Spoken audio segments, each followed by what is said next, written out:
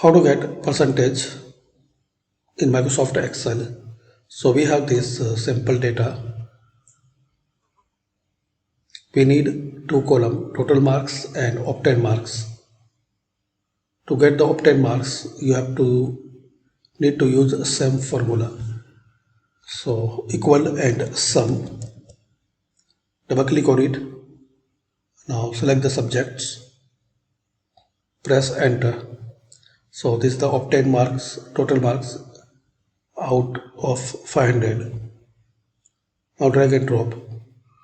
Now to get the percentage, you have to follow this formula, equal sign, and select obtain marks.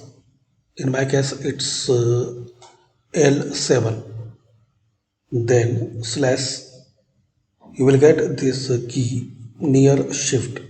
So without shift, just press this key, slash, then total marks. And in my case it's K7. So L7 divided by K7. Now press asterisk, this key, this symbol. You will get this symbol by pressing shift 8 number key on your keyboard. Now enter the 100 and press enter. So this way you can get the percentage. Drag and drop like this. So thanks for watching.